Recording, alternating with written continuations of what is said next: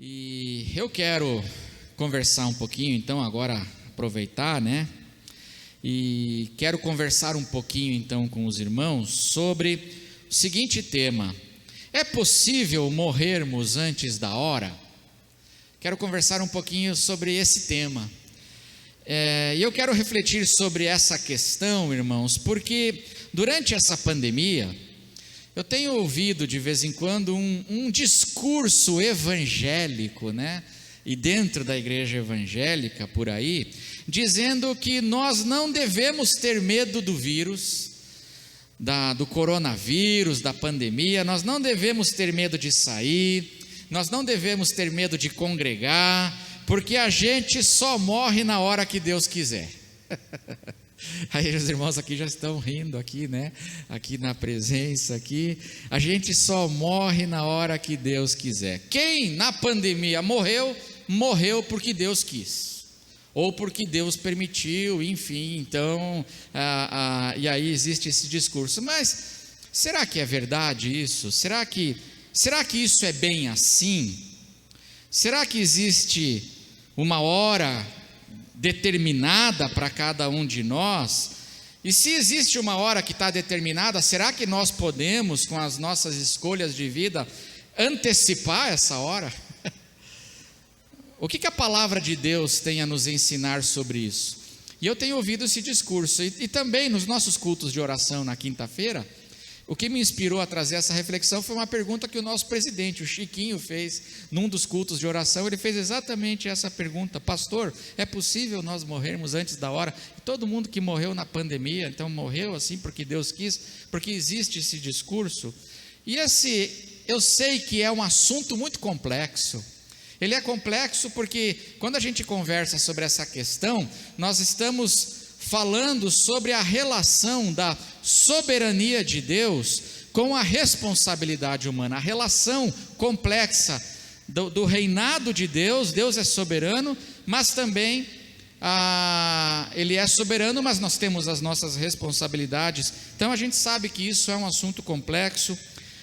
Eu sei que existem posicionamentos diferentes dentro da própria teologia quanto a essa questão, mas eu gostaria de trazer para nós, Igreja Batista de Itaberaba, você, amigo que nos acompanha, eu gostaria de trazer então algumas reflexões pastorais para nos ajudar então a nos posicionarmos diante dessa questão. E eu quero começar lendo João capítulo 13, verso 1, Evangelho de João, no capítulo 13, o verso 1, são palavras aí do apóstolo João, narrando então a respeito da vida de Jesus, e agora aqui da morte de Jesus. Eles estavam no cenáculo, a crucificação então já estava muito próxima, e a palavra de Deus diz assim em João 13, 1: antes da festa da Páscoa, sabendo Jesus que era chegada a sua hora, olha só, sabendo Jesus que era o quê? Chegada a sua hora de passar deste mundo para o Pai, tendo amado os seus que estavam no mundo, amou-os até o fim. Esse texto aqui fala que Jesus tinha uma hora determinada, né? Sabendo Jesus que era chegada a sua hora. E não só isso, né? Jesus tinha uma hora determinada, e a gente sabe, né, que Jesus, na verdade, ele morreu muito jovem, aí em torno dos seus 33 anos de idade, né? Mas ele tinha uma hora determinada, uma vontade de Deus que estava estabelecida para ele, um chamado de Deus, uma missão para ele, e que isso então incluía aquele momento, tinha que ser aquele momento ali, o momento da sua morte redentora. E parece que esse princípio, que Deus tem uma vontade e um propósito para as nossas vidas, então, ele não se aplica só a Jesus. Há muitos textos nas Escrituras que sugerem que essa soberania de Deus e a vontade de Deus para as nossas vidas, ela também se aplica a nós, não só a Jesus. Eu coloquei alguns textos aqui para a gente refletir nessa questão, então, de que, será que nós temos uma hora determinada? Bom, a gente sabe que Deus tem um plano, Jesus tinha, muito provavelmente isso se aplica a nós também, né? Mateus 6, 27, Mateus capítulo 6, verso 27, a palavra de Deus fala um pouquinho disso também. Aqui Jesus está falando sobre a ansiedade, nesse texto de Mateus, e ele está dando razões para nós não andarmos ansiosos pela nossa vida, pela nossa sobrevivência. Não andem ansiosos pela vossa vida, quanto ao que vocês vão comer, beber, vestir, né? E aí no verso 27, ele diz assim, uma razão para nós não andarmos ansiosos: quem de vocês, por mais que se preocupe, pode acrescentar um côvado ao curso da sua vida? É uma pergunta provocativa que Jesus está fazendo. E um côvado, irmãos, era uma medida de 44 centímetros. E o que Jesus está dizendo aqui? Olha, pessoal, não andem ansiosos pela vossa sobrevivência, pela vossa vida, porque quem de vocês, por mais estressado que esteja, por mais angustiado que esteja, pode acrescentar 44 centímetros, ou seja, um passo. 44 centímetros é a medida de um passo. Quem pode acrescentar um passo ao curso da sua vida? E aqui então parece que Jesus diz, né, que nós temos uma quilometragem que está mais ou menos determinada, né, irmãos? Tem uma quilometragem já aí, né? Não é do Ipiranga, quilômetros de vantagem, mas tem uma quilometragem ali, né? E nós não podemos, por mais que a gente se angustia, acrescentar um passo àquilo que já está proposto para nós, como propósito de Deus para a nossa vida. Interessante, né? Então parece que sim, que nas nossas vidas há um plano de Deus que inclui também a extensão das nossas vidas. Mateus capítulo 10, verso 29 até o verso 31. Mateus 10, do verso 29 ao 31, outra palavra de Jesus para os seus discípulos. E aqui é muito interessante, porque o contexto dessas palavras é aquele que Jesus diz assim: eis que vos envio como ovelhas para o meio dos lobos. Eu estou enviando vocês para vocês viverem num mundo muito perigoso, um mundo cheio de ameaças, um mundo cheio de perigos reais. Eu estou enviando vocês para esse mundo. Jesus nunca mentiu para nós, né? Quem às vezes mente é a religião, mas Jesus falou: eu estou enviando vocês para um mundo perigoso, como ovelhas para o meio dos lobos. E aí ele diz, nesse contexto, ele dá ensinos e encorajamentos para nós, que somos suas ovelhas e que estamos vivendo num mundo perigoso. E um dos encorajamentos dele é esse, é sobre a soberania de Deus nas nossas vidas. E como Deus cuida de nós até na nossa morte, na questão da nossa morte. Diz assim, verso 29, Mateus 10, 29 em diante: não se vendem 2 pardais por uma moedinha? Ou seja, o pardal tinha muito pouco valor naquela cultura ali. O pardal não valia com nada, né? 2 pardais por uma moedinha. Entretanto, Jesus diz, nenhum deles, até mesmo o pardalzinho que vocês não dão valor, Deus dá. Vocês podem não dar valor para o pardalzinho, mas o meu Pai dá. Entretanto, nenhum deles, palavras de Jesus, cairá no chão sem o consentimento do Pai de vocês. Verso 30. E quanto a vocês, até os cabelos da cabeça de vocês estão todos contados. Irmãos, Deus conhece a gente melhor do que a gente mesmo, porque eu tenho certeza que você não sabe quantos cabelos você tem, né? Então Deus conhece você, sua vida, muito melhor do que você mesmo se conhece.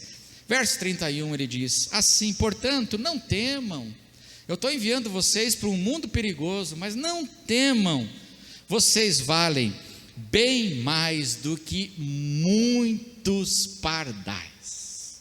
Então, se o pardalzinho não cai, não morre, sem a permissão do nosso Deus, vocês que valem muito mais do que muitos pardais, podem ter certeza que a soberania do meu Pai, não temam, a soberania do meu Pai também se aplica muito mais à vida de vocês. Deus está cuidando de vocês até no momento em que a gente morre. Essa é a palavra de Jesus. Salmo 139, verso 16, esse é o texto clássico, né? Salmo 139, verso 16, falando então de como a nossa vida inteira, ela está aí assistida então por essa vontade de Deus, por esse chamado de Deus, por esses propósitos de Deus. Salmo 139, 16 diz assim: os teus olhos, palavras de Davi, viram a minha substância ainda informe, e no teu livro foram escritos todos os meus dias. Eu ainda era só um óvulo informe, um óvulo fecundado, apenas isso, uma substância informe. Mas no teu livro foram escritos todos os meus dias, cada um deles escrito e determinado, quando nenhum deles ainda existia. Esse texto revela que Deus, ele é soberano, que a nossa vida está diante de Deus inteira, e revela que Deus tem uma vontade para as nossas vidas, e que a vontade dele então abrange toda nossa existência. Sobre a vontade de Deus, essa vontade que Deus tem, as Escrituras nos ensinam algo importante. Nós precisamos lembrar aqui que essa vontade de Deus, ela tem a vontade geral e existe uma vontade particular. Existe a vontade geral de Deus para todos nós, que são os seus mandamentos morais, é vontade geral: não minta, não roube, honre teu pai e tua mãe, mandamentos que são gerais, é a vontade geral de Deus, mas também existe uma vontade particular de Deus para os seus filhos, né? Deus tem vocações particulares, desejos especiais que Ele tem para um, que não necessariamente Ele tem para outro. Então, sobre essa vontade de Deus, isso aí é o que nos ensina. Então, o Salmo 139, Davi está dizendo aqui que ele sabe que Deus tem para ele uma vontade especial, e tudo isso já foi determinado, e assim por diante.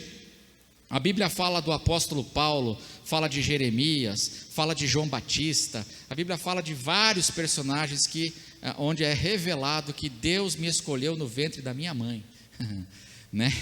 Eu estava no ventre da minha mãe como substância ainda informe, mas eu já era, para Deus eu já era alguém.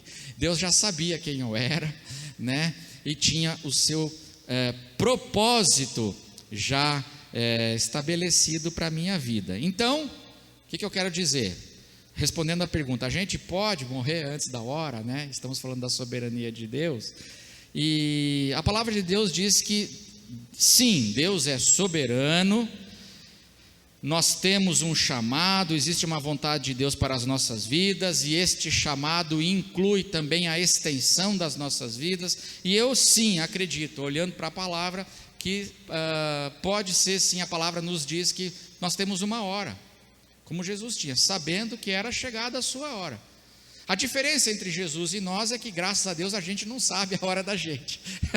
Jesus, sabendo que era chegada a sua hora de partir desse mundo para o Pai, eu não quero saber a minha. Não sei se vocês aqui, eu não faço questão, né? Mas a diferença não é entre nós e Jesus, não é que a gente não tem uma hora, mas é que a gente não tem o conhecimento dessa hora, e graças a Deus por isso, porque me parece que a gente vive melhor assim. Inclui sim a extensão das nossas vidas. Por exemplo, a palavra de Deus ensina que João Batista e Tiago, o maior, Tiago, o apóstolo Tiago, que era irmão de João, eles morreram jovens, ambos pelas mãos do Herodes, né? Eram Herodes diferentes, né? Os dois reis Herodes, mas João Batista foi morto pelo rei Herodes, Tiago morto pelo rei Herodes Agripa I, e João Batista pelo rei Herodes Antipas. Mas eles morreram jovens. Pedro e João, por outro lado, eles morreram idosos. Interessante, né? Tudo dentro de um propósito de Deus. E é muito interessante que Tiago, ele morre, ele e Pedro foram presos juntos, na mesma cela, na mesma prisão, no mesmo dia, no mesmo momento, Tiago e Pedro. E o livro de Atos diz que Tiago foi decapitado e Pedro foi liberto por aquele anjo da prisão, que apareceu aquele anjo. O anjo fez o portão da prisão virar um portão automático, já tinha naquela época portões angelicais automáticos, né? E Pedro foi liberto. Está dentro dos propósitos de Deus, mas a palavra de Deus nos ensina isso. Então, sim, Deus é soberano e existem essas realidades. A grande questão é que, se Deus então é soberano e Ele tem propósitos para nós, chamado e vontade para nós, é se a gente pode alterar, se nós podemos afetar essa vontade de Deus que Ele tem para as nossas vidas com as nossas escolhas e decisões. Será que a gente pode afetar? Deus tem uma vontade, mas será que com as minhas escolhas e decisões eu posso alterar essa vontade de Deus que Ele tem proposto como propósito para mim e para você? E a palavra de Deus dá para a gente também uma abertura para a gente dizer que sim, Deus é soberano, Ele tem o seu propósito estabelecido, mas a palavra de Deus fala que a gente pode sim, com as nossas vidas, nós podemos sim nos desviarmos dessa vontade de Deus, e isso que é muito sério. E a palavra de Deus nos dá esse aspecto também que a gente precisa entender. Podemos sim nos desviar da vontade de Deus. Por exemplo, talvez o maior exemplo disso seja o povo de Israel na terra do Egito, quando saiu do Egito rumo à conquista da terra de Canaã. Qual era a vontade de Deus estabelecida para o povo de Israel? A vontade de Deus é que eles saíssem do Egito e que eles conquistassem a terra que Deus deu para eles, já havia dado para eles. Essa era a vontade, o propósito revelado de Deus para eles. Isso aconteceu, irmãos? Aquela geração que saiu do Egito não entrou. A teimosia deles, o pecado deles, a desobediência deles, a incredulidade deles, fez eles morrerem antes do tempo. Eles morreram antes do tempo. Eles morreram antes da hora, por causa da sua incredulidade. E esse é o grande exemplo. O Salmo de número 78, verso 32 e 33, ele nos fala disso, né? Não, o livro do Êxodo, a história do Êxodo nos revela isso de modo claro, mas no Salmo 78, ele é um salmo que ele apresenta detalhadamente vários eventos da história do Êxodo. E ali no Salmo 78, verso 32 e 33, olha o que diz o salmista: que Deus fez maravilhas e imensos livramentos para aquele povo dele ali, que saiu do Egito, querendo que eles conquistassem a terra. Verso 32, apesar de tudo isso, continuaram a pecar, e não creram nas maravilhas de Deus. Verso 33, por isso, Ele fez com que os seus dias se dissipassem num sopro, e os seus anos em súbito terror. Ele fez com que os dias e os anos se dissipassem, se encolhessem. De súbito, os anos foram abreviados de súbito. Diz aqui, por quê? Porque aquele povo, ele se endureceu, era um povo de dura cerviz. E o fato é que a Escritura nos coloca diante dessa realidade, irmãos, que é possível sim. Nós temos que lembrar disso. Deus é soberano e tem planos, mas nós podemos nos desviar desses propósitos, nós podemos nos desviar dessa vontade que Deus estabeleceu para nós com nossas escolhas e pecaminosas. Sim. Então nós temos que tomar muito cuidado, porque o povo de Israel, eles abreviaram. Morreram antes da hora? Sim. O povo de Israel no Egito, que saiu do Egito, aquela geração, não entrou na terra prometida, morreu antes da hora e morreu então desviada ali daquela vontade de Deus. Agora é curioso, aqui nós precisamos fazer uma parêntese e destacar um ponto, diferenciar uma questão importante. Jó 42:2 diz assim: bem sei que tudo podes, soberania de Deus, para Deus não tem nada impossível. Bem sei que tudo podes e nenhum dos teus planos pode ser frustrado, né? Então, agora como é que fica esse nó? Como é que fica essa questão? Uma sugestão que alguns teólogos dão, e que eu acho interessante, é que a gente precisa diferenciar plano de Deus de vontade de Deus. Os planos de Deus, os planos eternos não podem ser frustrados, mas a vontade de Deus para nós podemos nos desviar dela, mas os planos maiores, os planos gerais de Deus, esses não podem ser frustrados. Mais uma vez o exemplo aqui do povo de Israel. O plano de Deus de tirar Israel da escravidão do Egito e colocar Israel na terra de Canaã foi frustrado? Não, o plano dele não foi frustrado. O povo de Israel entrou na terra prometida. Então o plano de Deus, aquele plano maior de dar aquela terra como herança para o seu povo, esse plano não foi frustrado, esse plano se realizou. Mas a vontade de Deus para aquelas pessoas e para aquela geração que saiu, essa vontade foi alterada por causa das escolhas e da desobediência deles. Então nós precisamos fazer essa distinção, é uma distinção muito mais pedagógica, né? E didática, só para a gente entender. Os planos de Deus não serão frustrados, mas a vontade de Deus para as nossas vidas, tanto a vontade geral quanto a vontade particular, essa sim pode ser modificada pelas nossas escolhas e decisões. E aí nós temos que então lembrar disso. Nós temos, sim, irmãos, as nossas responsabilidades. O que a palavra de Deus está dizendo aqui para nós é que Deus é soberano, sim, mas nós também temos as nossas responsabilidades, especialmente a responsabilidade de cooperar com Deus no plano dele, na obra dele. Nós fomos chamados para cooperar nesse plano. O plano dele não vai ser frustrado. Jesus Cristo vai voltar. Jesus Cristo foi vitorioso na cruz, sobre o pecado, sobre Satanás.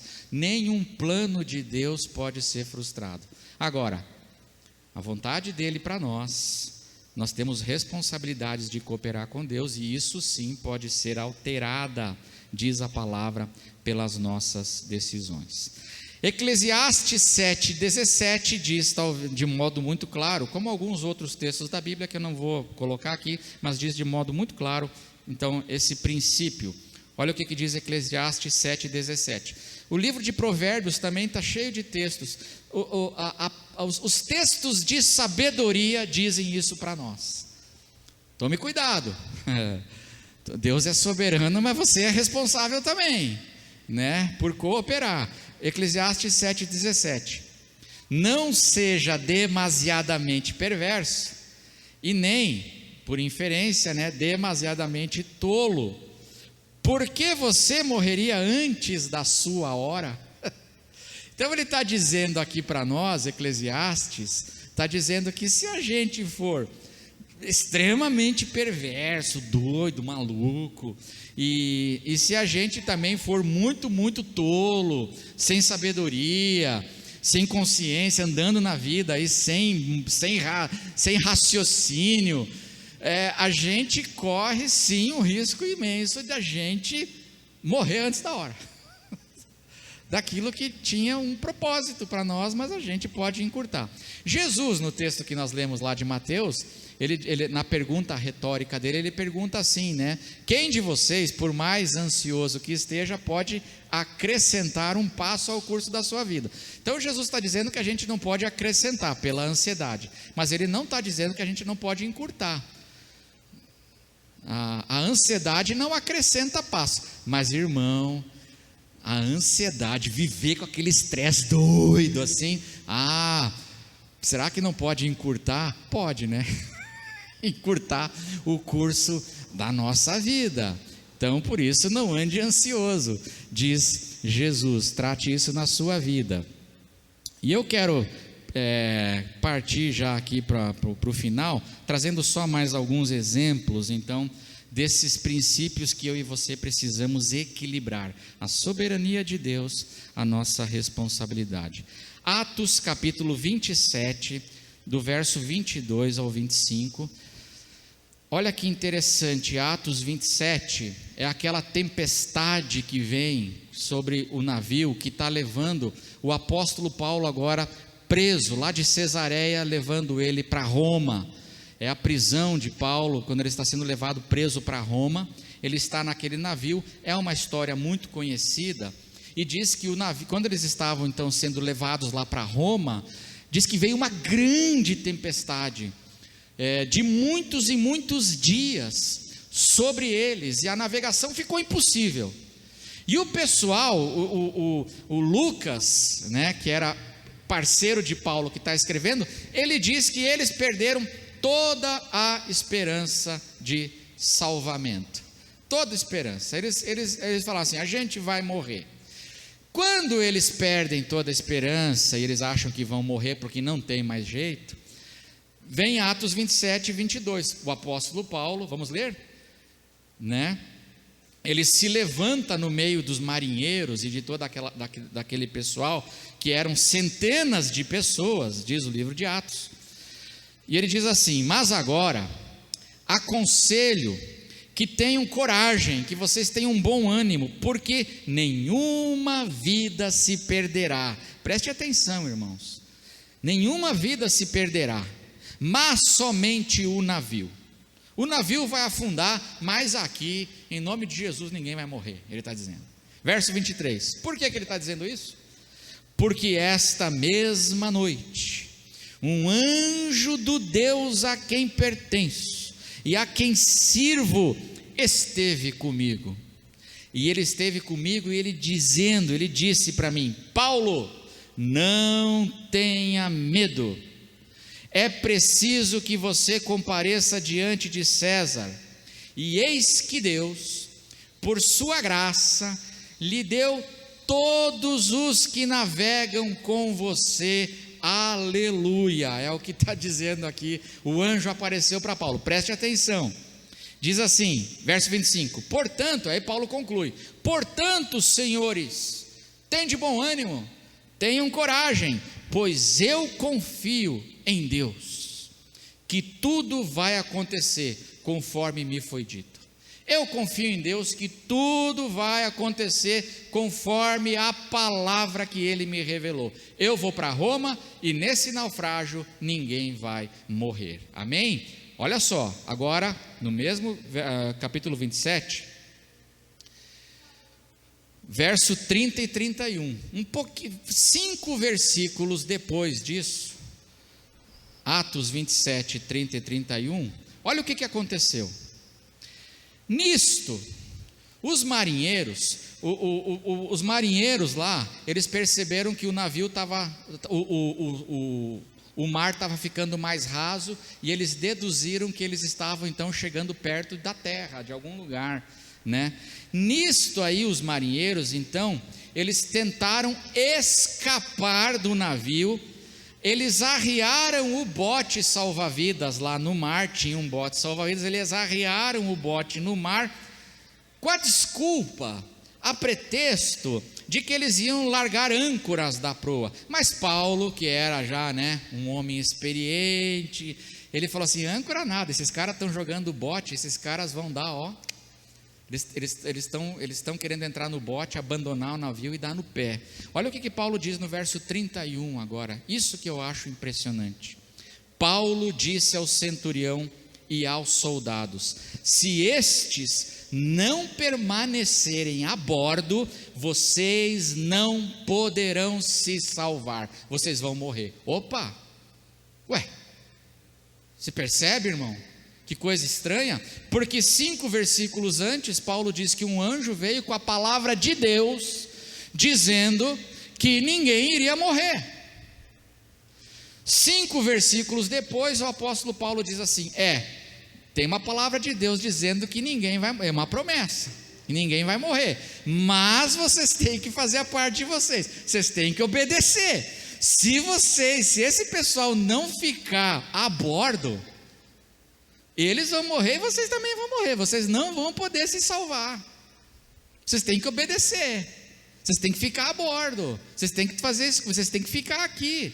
Vai se perder o barco, mas nenhuma vida vai. Agora, se vocês andarem de um jeito diferente daquele que Deus está mostrando, aí não, meu amigo, aí isso aí vai modificar aquela coisa que está determinada por Deus. Que Deus determinou que ninguém vai morrer, mas o comportamento pode modificar essa vontade de Deus. Então eu acho interessante, né? Olha que curioso, Paulo diz assim: 5 versículos depois, fala assim, vocês vão morrer. Então a gente precisa ter esse equilíbrio na nossa vida. E quero lembrar também do texto, da história do rei Ezequias, o texto de Isaías 38 verso 5, Isaías 38 verso 5, fala lá da história do rei Ezequias de Israel, e quando o rei Ezequias, ele adoeceu de uma doença mortal, aí Deus falou para o profeta Isaías assim: vai lá e manda o Ezequias colocar tudo em ordem, porque ele vai morrer. E aí Isaías foi e falou para o rei: rei, você vai morrer, Deus mandou dizer para você que a tua hora chegou, igual Jesus, a tua hora chegou. Aí diz a Bíblia que o rei Ezequias, ele se contristou tanto, ele chorou amargamente, ele se lamentou, e ele orou a Deus. Isaías saiu, e ele então ficou profundamente contrito, quebrantado na presença de Deus. Ele orou a Deus, ele derramou as suas lágrimas na presença de Deus. E aí olha o que Deus faz. Isaías 38, 5, Deus diz para o profeta Isaías: vá. Ele tinha saído, Deus está dizendo assim: volte, né? Vá e diga a Ezequias: assim diz o Senhor, o Deus de Davi, seu pai, ouvi a sua oração e vi as suas lágrimas, acrescentarei 15 anos à sua vida. Olha só, irmãos, havia um decreto de Deus, mas que foi modificado pelas lágrimas, pela oração, pelo clamor. E Deus falou assim: olha, tinha um decreto meu que a tua hora chegou, mas eu ouvi o teu clamor, eu me compadeci das tuas lágrimas, eu vou acrescentar mais 15 anos de vida a você. E o texto, se a gente continuar lendo, a gente vai perceber que não é só para Ezequias, é para toda a cidade de Jerusalém, porque Deus diz assim: e eu vou livrar Jerusalém dos seus inimigos nesse tempo também. Deus muda decretos. Então é interessante, né? Deus é soberano, Deus tem os seus decretos, mas as nossas ações, para o bem ou para o mal, podem sim afetar a vontade de Deus para as nossas vidas. O plano de Deus nunca é frustrado, mas eu e você podemos com as nossas vidas sim alterar aí planos e propósitos que Deus tem para nós particularmente, para o mal, com comportamentos ruins. Se a gente descer, a gente não ficar na embarcação, né? A nossa hora chega antes da hora, né? E se a gente, mas também, às vezes Deus pode alterar.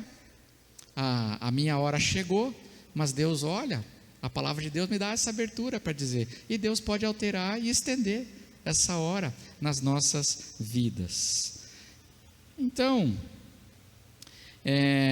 temos que lembrar dessas coisas para nós. E eu encerro dizendo: o que fazer então? O que fazer quanto a isso? Podemos. Então a pergunta, que nós fizemos hoje é se nós podemos, é possível a gente morrer antes da hora? A palavra de Deus diz que nós temos que ter muito equilíbrio nessa questão. Esse discurso evangélico de que só morre na hora que Deus quer, que a gente pode fazer o que a gente quiser, só morre quem já Deus estabeleceu. A palavra de Deus diz que não é bem assim, irmãos. Nós temos que ter muito cuidado nas nossas vidas. O que fazer, diz a palavra, e eu queria encerrar com o Salmo 31, verso 14 e verso 15. Salmo 31, verso 14 e verso 15. Palavras de Davi.